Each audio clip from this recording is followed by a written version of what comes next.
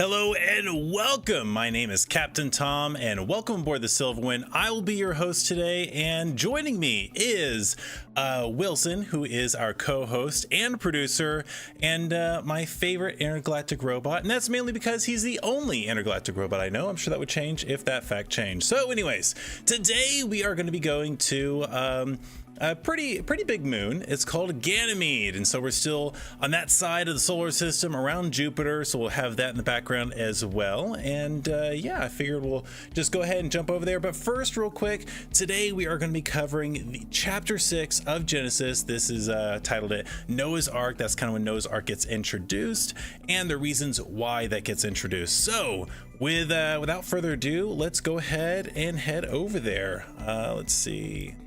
Make sure we got that, and I believe that'll do the trick. All right, perfect. So we are going to head on over there. So yes, I have a few Ganymede facts for you guys. It's a very interesting moon, so we got some cool things to share with you in that regard. Let's go ahead and turn this music down. And there we are. So Ganymede, it is the largest moon in our solar system. It does revolve around Jupiter, orbits Jupiter, however you want to say it. And yeah, it's pretty interesting. So give you guys the look of it right here. Wilson, make sure we get a little bit closer there. All right, perfect.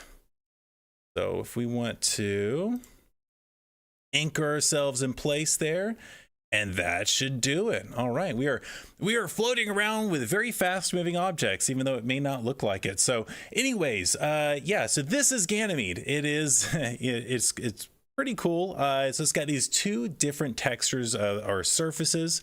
And yeah, so I want to just talk about that real quick. So 2/3 of Ganymede is covered by this lighter region, and this lighter region actually has, it looks like someone has kind of brushed these regions on. It's very these thin lines that go across the entire thing, and then you have 1/3 of the regions, it's the dark area, and it has a lot of craters there. So it seems like the darker region is older, and the lighter region is some kind of washed over that.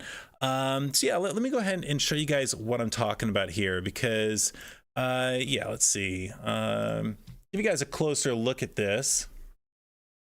All right, so this is a black and white photo, a closer look at it, and you can kind of see what I'm talking about here. You see the darker regions, you see the lighter regions, and then let me go ahead and give you guys another little piece right here. And this is a real close-up of essentially these two different textures right up against one another. Now this is really odd. So it doesn't actually look like the lighter region is layered on top of the older one, like it was some kind of coating that went over it, but it is two very distinct things. It's almost like you have two different moons almost just kind of collided together and formed one moon or something like that. But yeah, it's definitely a mysterious thing that we have here. So let's just go ahead, and I think that's good enough there. But yeah, so Ganymede is, let's see here. I got a few more facts for you guys. It's bigger than Pluto and Mercury. So this is like a planet-sized moon we have going on here. It has a thin layer of oxygen around its for its atmosphere. It's very thin, but it's there. So that's cool that it actually has a little bit of an atmosphere, and it produces its own magnetic field. Now, why is that a big deal? The reason that is a big deal is because it is the only moon that produces its own magnetic field. In order to have a magnetic field, you have to have an active core in the planet. Basically, the inner core of the planet and the outer core of the planet are move against one another, and the iron in the outer core basically creates magnetism for the planet. Now, why is that such a big deal for anything over here near Jupiter? Well, according to, modern scientific estimations, Jupiter is about 4.5 billion years old, and that means that its moons would be close to the same age as it. And so they've actually dated Ganymede to be a little under 4 billion years old. Hopefully I said billion earlier. Yeah, Jupiter 4.5 billion, Ganymede just under 4 billion. Now, the issue with something being that old and still having an active core is that the core of any planet cools off over time. I mean, this is the second and third law of thermodynamics. The heat has to go somewhere. And so eventually they would cool off, and it was predicted that before we ever saw any of these things, or send any satellites out here and observed these, it was predicted that by all millions of years theory kind of science, that these should all be old, cold, and dead. And yet this has a magnetic field, which means its core is not old, cold, and dead, which is pretty amazing.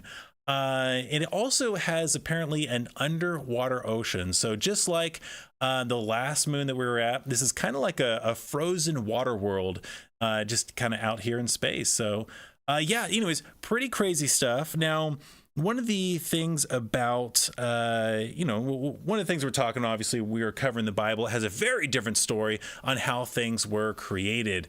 And, if there is a God who put this here, that'd be, it'd be a much easier to explain. It's like, yeah, it's got these different textures. Things are hard to explain like that. It still has an active core. Well, then if it was created, I guess it was just put there that way. And it could have been put there, so many thousands of years and be just fine. So yeah, it's an interesting thing, but you definitely have to start asking some questions. If that's 4 billion years old, then how does it still have any kind of magnetism of its own? And just for comparison, in the past 3,000 years, Earth has lost 30% of its own magnetic field. So there's this idea of the dynamo theory, that the core, as long as it's still active, it can recharge that magnetic field. But once again, it all requires an active core, and it's very difficult to believe that something like this could have a magnetic field or an active core for 4 billion years.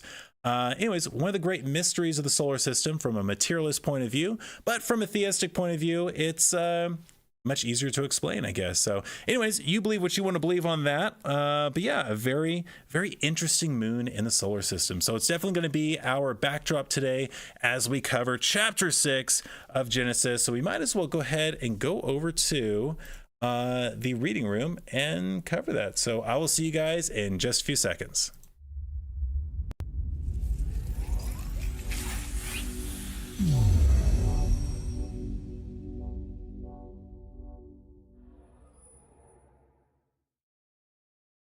All right, so we got a nice quick transition there. So let's see. I'm gonna make sure our panel is all good to go. Let's test out these other cameras real quick. All right, we are good to go. So perfect. Let's let's go ahead and get into this. We're gonna start chapter 6. We're going to do verses 1 through 3. And once again, we are here to essentially explore the story of the Bible. So there's a bunch of things that you could debate about things in the Bible itself. But here at the Silverwind, we're just interested in understanding the story of it. So that is what we're going to do. And there's some pretty wild and interesting things in this chapter. So there's some unsettled, possibilities that, yeah, we'll get there. So let's go ahead and start with this. Julian, real quick. Hi, my friend. Glad to see you are back. So, yeah, I would love to talk to you about your trip after this. That'd be great. All right, let's see here. You know what? We might as well test out some of these cameras, right? We got them. Let's use them. Okay. So some. Oh yeah, actually. Back and forth here. Some recap real quick. So we just got done in chapter 5 talking about essentially the two lines from Cain and Seth, and how the line of Cain ends with describing a really evil king, right? And so the idea is that Cain's line of people were people who disregarded God and were kind of, were bad dudes, right? And then Seth's line has mentioned someone who, well, first it mentions Noah, and then it also mentions Enoch, who is walked so closely with the Lord that God actually took him up to heaven without him having to die. So we have a very, described as a holy line of people, a good line of people from Seth, and a bad line of people from Cain. So what happens next? That's what we're going to get into right now. Then the people began to multiply on the earth, and daughters were born to them.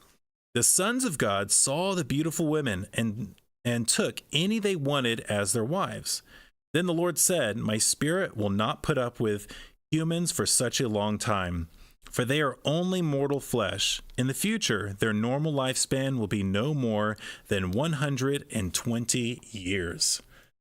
All right, we mentioned last time how God would put a limit to this crazy long age that people were living up to this point, up to like 900, 800 years. And God is essentially saying here, you know what? I'm not going to put up with the amount of evil that a person could do in that much time. And so we're going to limit how long they can live. And I'd say 120 years is a pretty believable cap to that. Although God does make exceptions to this later on in the story, as he seems to always have some kind of an exception for most things.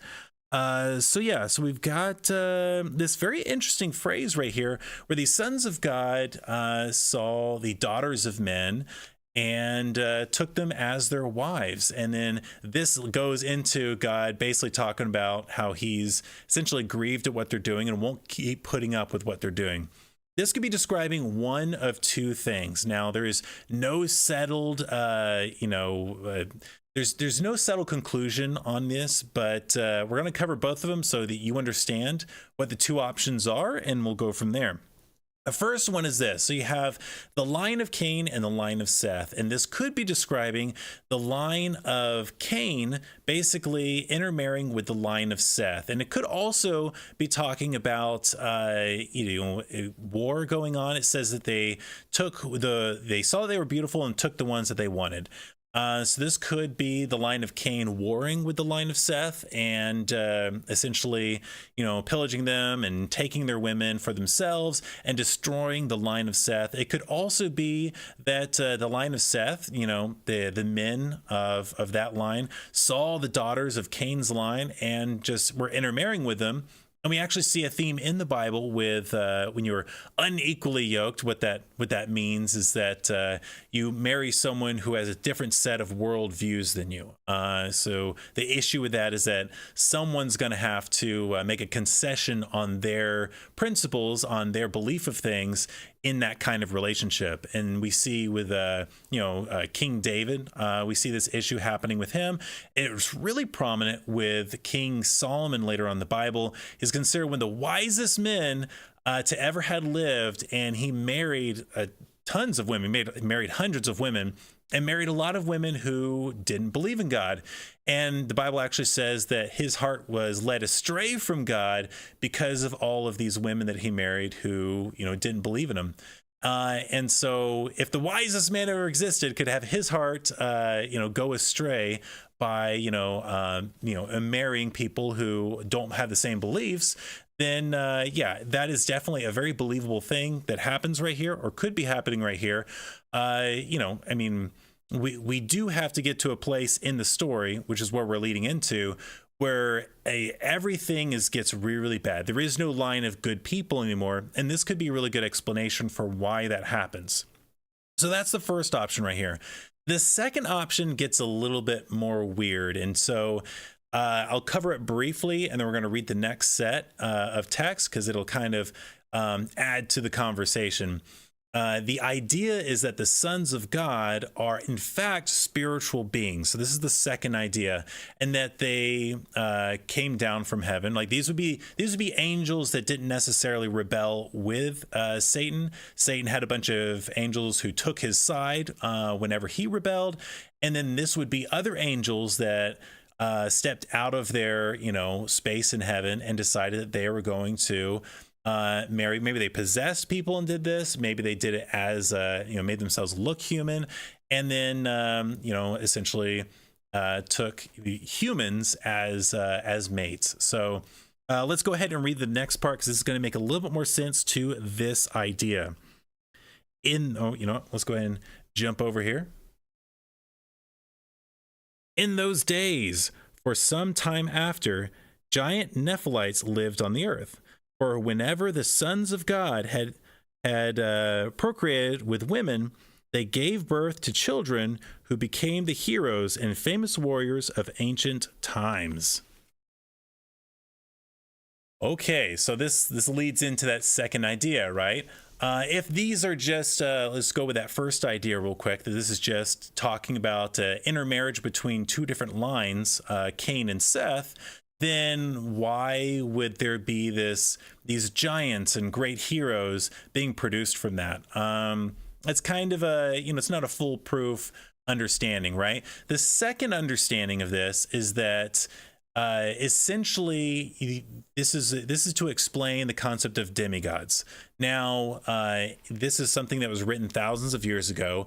In those times, it was widely accepted by pretty much all ancient cultures that they had some kind of half god, half human, demigod hero that they would tell stories about. I got a few examples of them right here, so we'll go ahead and pull those up. So I'm sure everyone has heard of this guy. So this is the Disney's portrayal of Hercules. Hercules would be the son of Zeus and of a human woman. I can't remember her name, but yes, he would be considered a demigod, and he's considered a great hero. Another one would be Gilgamesh right here, and I actually have another picture of Hercules here. It's not the most flattering picture of him, but these are like carvings of these two figures. Now Gilgamesh is he's actually the Epic of Gilgamesh was written. It's one of the oldest written stories recovered, and it basically follows a man who's a giant and is also half human and half deity, and he rules a city. And look, like he's holding let's see here. He's holding a lion in his left hand. You can see it there. So it's supposed to portray him as really big, and something very similar with Hercules there. He's also holding, that's supposed to be a full-grown lion. Like these are supposed to be stories about not just powerful men, but giant men. And the text right here is basically trying to counter the idea that that to all these other cultures that the Jewish culture would be essentially trying to make itself distinct and separate from, in this text would be saying, all those heroes that all these other countries and stuff believe in, well, they're all products of demonic powers. It is not a good thing, and these deities shouldn't be worshipped. Hercules and Gilgamesh shouldn't be seen as good things. They should be seen as bad things. And so that's another interpretation of this part of the text, is that is essentially what the Bible is trying to get at, that these things did exist in some form or another, and this is why, and they get done away with from the flood that will be coming up here very soon. So yeah, and there's also another possibility here. That possibility is that both of these things are happening at the same time. You have Cain's line warring with Seth's line. That's very, very possible. And plundering them. You could also have, which would fill the earth with violence. And then you could also have these angels, who are basically demons, essentially kind of intermarrying with humans and trying to corrupt the human genome, which would potentially be a plan by Satan directly. Keep in mind, Satan has prophesied that there's going to be a wounded savior to come from Eve that will basically kill him. And so he's trying to ruin the human gene pool to try and disrupt that and prevent that from happening. There's a lot of theories and ideas to this, but that's basically the two different ideas revolve around this part of text. Now, in the long, it's really interesting to talk about, but in the overall story of the Bible, it's really not that consequential, right? So could be giving a warning of not admiring, things like Hercules or Gilgamesh or Achilles or things like that. And it could also just be talking about why everything gets so messed up when we had such a good line coming from Seth. So anyways, let's go ahead, and I think we covered all of that. I do want to give you guys some references here. So sons of God, one of the things that leads for this or helps with this interpretation is that this is also used in Job 3 times to describe angels, the same verbiage, the same wording. And then you also have in Jude, I want to bring this up, and I'm bringing this up because it's really, really interesting stuff. In Jude, let's see, I want to make sure we're at the right part here. Let's see, I should have been there already. So it's going to be Jude 6 and 7. And Jude 6 and 7 actually describe something very interesting. I'm just going to read it for you guys. And the angels which kept not their first estate, this is going to be King James, but left their own habitation, have reserved in everlasting chains under darkness unto judgment of that great day, even as Sodom and Gomorrah and the cities about them in like manner, giving themselves over to sexual sins, suffering the vengeance of eternal fire. So this is supposed to be describing these angels at this time, or could be describing these angels at this time, these sons of God, who are locked away until judgment and revelation, because of what they did. So anyways, interesting stuff. We'll go ahead and move on from that, because like I said, in the big picture of the story, not all that important. So let's go ahead and do this. All right, so 5 and 6, let's cover that part. The Lord observed the extent of human wickedness on the earth, and he saw that everything they thought or imagined was consistently and totally evil. So the Lord was sorry he had ever made them and put them on the earth. It broke his heart. Right. So, it's some interesting verbiage there. And once again, there are some poetic elements to the text. It's not saying that, when we typically think of, when you regret something, generally means you don't have foreknowledge of what would have happened and you wish you had made a different decision. That's not exactly what it's describing here. It's just describing, trying to give you a picture of how sad God is, that everyone's thoughts are completely and totally wicked. Now we have, God has allowed this human experiment at the very beginning here of not directly interfering with the affairs of men. You have this situation with Enoch, who apparently was like a prophet, but overall, God has not created, his own nation at this time. He's not directly, intervening and basically correcting the situation. He is allowing this human experiment of people to basically, do things the way that they want to do them, and either follow God on their own or not follow God. And without God's direct intervention, we see what happens. Everyone becomes essentially, all the good people are killed, and everyone else is, all of their thoughts and everything in their heart is bent completely towards evil. They don't even have one good thought left in them. And after these events, God does intercede and God does directly intervene, creating his own, creating a nation that is meant to bless all nations. Of course, that's later on in the story, but God has allowed this experiment to happen, and we as humans fail at this experiment. So we definitely need God's intervention. So this is expressing how sad his heart is over the situation, because he loves these people. But unfortunately, they have separated themselves from him and chosen evil. Let's go ahead and read the next part. I'm going to go through 7 and 8. All right. And the Lord said, I will wipe this human race I have created from the face of the earth. Yes, and I will destroy every living thing, all the people, the large animals, the small animals that scurry along the ground, and even the birds of the sky. I am sorry I ever made them. But Noah found favor with the Lord. Okay. So we finally see God interceding here, and that is to essentially wipe everything clean with, we'll talk about with exactly what it is. But yeah, so he's,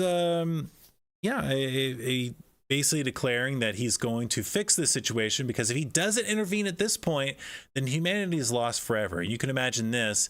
If there's a society that's completely and totally lost, given into evil, and has no thoughts about God anymore, and they start having kids, well, those kids are never going to stand a chance, right? That next generation of human beings won't even have the choice, right? We talk about choice with this, free will.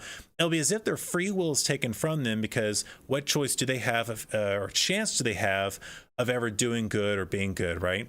So God is going to, once again, he allows evil, but he has put a limit to it. And we see that right here, and he's intervening right here while there's still one man less, the last man whose heart is still in line with God and still looks to God. So we're going to go ahead and read the next part there, 9 through 10, which will be quite interesting. This is the account of Noah and his family. Noah was a righteous man, the only blameless person living on earth at that time, and he walked in close fellowship with God. Noah was the father of 3 sons, Shem, Ham, and Japheth. Okay. So it says that he was a righteous man and the only blameless person living on earth at the time. So very interesting language here. Now, a common question that gets brought up with this is, what do you mean by he was righteous? What do you mean by he was blameless? Well, remember the tension of, the whole story with Satan. What he's trying to do, he's trying to make sure that everyone sins so that he can't be judged. He can't be destroyed. It has to do with his court case that he has with God, essentially, acting as the persecutor against God's people. So here is a man who is called blameless. Now, if you were to ask someone, well, does that mean he's never sinned? Most people, most religious people, most people in the church and that sort of thing would say, well, of course he's probably sinned at some point in time in his life. It just means that he is not sinning at this time, or he's repented of any sins that he has in his past. And that could very well be the case. It could be the case that whenever he has sinned before, he's repented, he's basically renewed his relationship with God, and he's good to go. It could also mean that he's blameless and that, he has, in fact, not strayed. And so, either one, right, it adds into the, at least the second one adds into the drama of the play, because here we have a man who's being called blameless. Could this be the man who is going to crush the serpent? And that's part of the drama of this story. And sometimes we call these foreshadowings of Christ.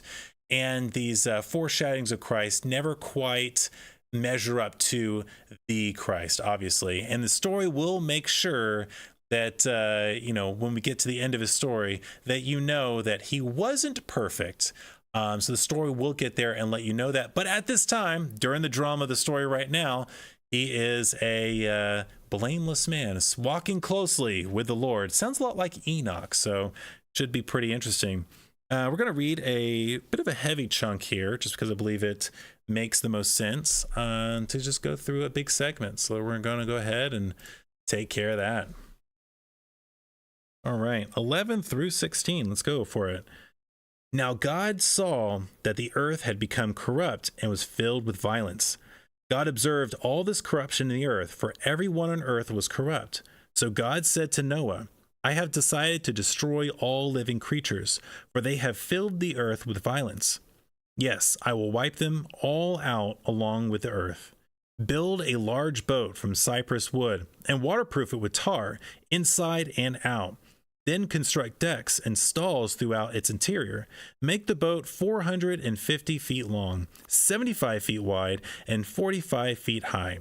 Now, the original text uses cubits right here, so my Bible here just kind of translated what that should be in modern measurements. But anyways, leave an 18-inch opening below the roof all the way around the boat, with a door on the side, and build 3 decks inside the boat, lower, middle, and upper. All right. So like I said, cubits is what the original language says. A cubit is basically the length of a forearm, and it's not, it's not a bad form of measurement so long as you use the same forearm, right? But anyways, it translated into feet. The original text doesn't say feet, so it just kind of gives a modern estimation of what those measurements were. Now, I do have something fun here for you guys. Let's go ahead. So I wanted to show you guys, this is basically the dimensions of this boat. So this thing right here, I want to make sure I got a picture of this that had a bunch of people in there, so you kind of get an idea or reference for the size of it. This thing is absolutely massive. This is, apparently has 3 decks in there. It's going to have, it's got to be able to contain 2 of, every animal. We'll get more into that into the next chapter. And yeah, I mean, it's quite the project, quite the task he is giving to Noah. So yeah, and he's probably just building this in the middle of the land, and very similar to what you see here, not in the water or anything like that. He's just building a giant boat on land, which probably made him look really crazy. So yeah. Now, do these measurements exactly line up? I've seen some arguments before where people talk about, well, the measurements here aren't perfect, and a perfect God would give perfect measurements. Well, I would argue that, a perfect God would understand where, human beings were with things, and so he gave them the information they needed to do the project well. And based on the instructions here in the book, people were able to make that. So that's I think that's like the Creation Museum or something like that. I think it's a museum. I've never been to it, but yeah, it's pretty cool. Very interesting stuff. So let's go ahead and let's see here. Well, there we go. Put that away. Okay, so a few things to note right here. It talks about wiping out the animals too, and I know that breaks some people's hearts. The idea of this is animals are suffering under the curse of sin as well, because they are under the authority of human beings. God allowed Adam to name them. He gave them to them. They are under the kingdom of man, so to speak. And as a result of that, they are also under the same curse, as so is the whole earth, right? I mean, the earth is being destroyed in this. It's being destroyed in the sense that what it looks like at that time. I mean, keep in mind, there could be billions of people around at this time. Who knows what level of technology they have. But all that stuff is getting wiped out. There's cities, everything is getting destroyed, and along with all of these animals. But this boat, the whole purpose of it is to preserve these animals so that they can continue to exist in the world being made new after the flood. So yeah, so anyways, it's kind of all part of the weight of sin. It's a very serious thing, people separating themselves from God like this has very serious consequences.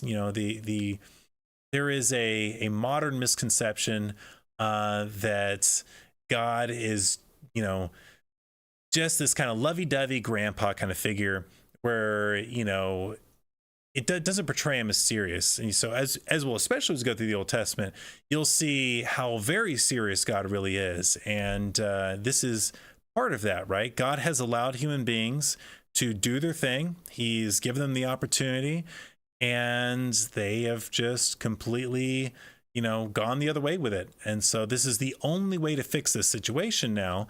And so God is going to fix it, but not without preserving humans and animals to continue existing. So there is definitely a show of love in this effort right here, because he could have just waited until either Noah's heart was turned from God or Noah died or something, and then all humanity would be lost, along with all the animals, by the way. So God is making sure that is not lost forever. So let's go ahead. We're just going to continue to read through the rest of this, and that should basically get us, to a good spot. So, okay. Look, I am about to cover the earth with a flood that will destroy every living thing that breathes. Everything on earth will die, but I will confirm my covenant with you. So enter the boat, you and your wife and your sons and their wives. Bring a pair of every kind of animal, a male and female, into the boat with you to keep them alive during the flood.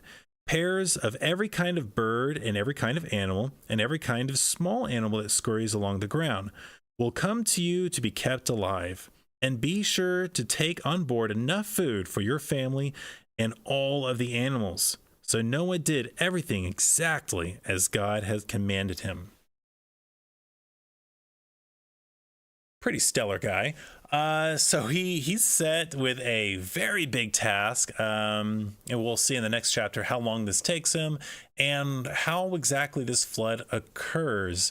But I promise that we won't go to another moon, and next week we'll go to a planet, and I know just the planet to go to talk about a flood. So with that said, yeah, basically what's covered in this chapter is kind of just a build up. Letting us know the problem. The problem is that the hearts of human beings are, naturally veer away from God, and we see the end result of that. And it's pretty bad, right? It says the whole earth was filled with violence. Everyone's heart was bent towards evil. Like every single thought was evil. And could you imagine that? It's a pretty nasty world at this time. And so God is going to fix it. And then we see when God, in order to fix it, he's kind of have to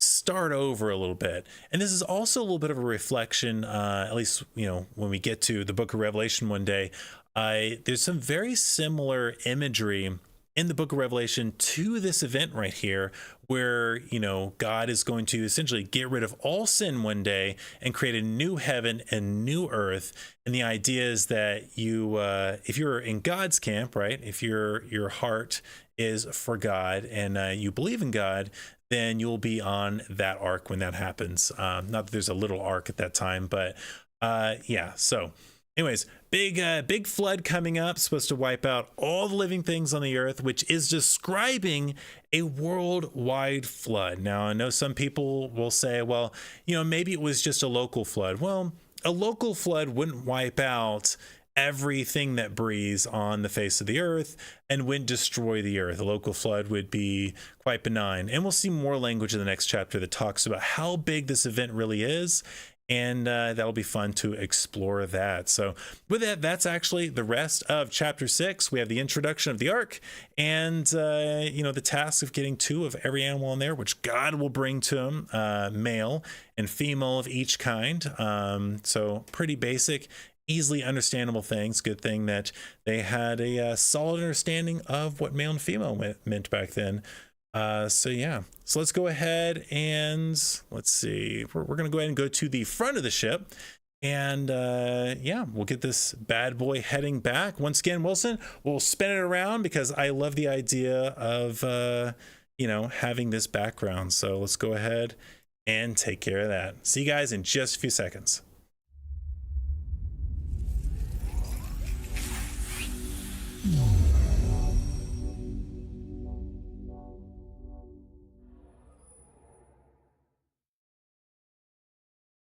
All right, here we are back in the front of the ship, and yeah, so let's go ahead. We got to start heading back home. Let's see. Make sure we get this right, because getting it wrong could mess things up. Okay. All right, Wilson, you got it? All right. I should do it. Now, so with the Friday show, will be coming up here soon. There we go. I probably next Friday. So I think we've got the area that we're going to go to and the story that we're going to cover. So that's going to be a lot of fun. Make sure you check out that Friday show. I'll post it a few days ahead of time. And with this show, be sure, if you like the show, hit that like. Be sure to hit that subscribe and share the show. Our goal is to hit 1 billion subscribers, that we can get the whole world around here and give back to you guys the human story that belongs to all of you. So yeah, it's gonna be quite the endeavor to go through the whole Bible like this, but I think it is going to be well worth it. So let's go ahead and lock this in right here. That way we don't plummet towards the earth or anything. Okay. Well, on that note, I appreciate you guys for joining. And as always, yeah, I look forward to seeing you guys next time on the Silverwind, and be sure to bring a friend. With that, we'll go ahead and hit our outro, and I'll catch you guys next time.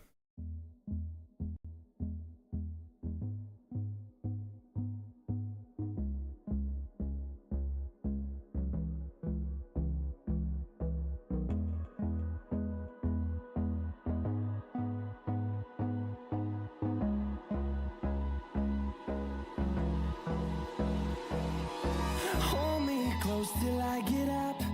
Time is barely on our side. I don't wanna waste what's left. The storms we chase are leading us, and love is all we'll ever trust. Yeah, no, I don't wanna waste what's left. And on we'll go, through the wastelands, through the highways, till my shadow turns to sun rays. And on we'll go, through the wastelands, through the highways, and on we'll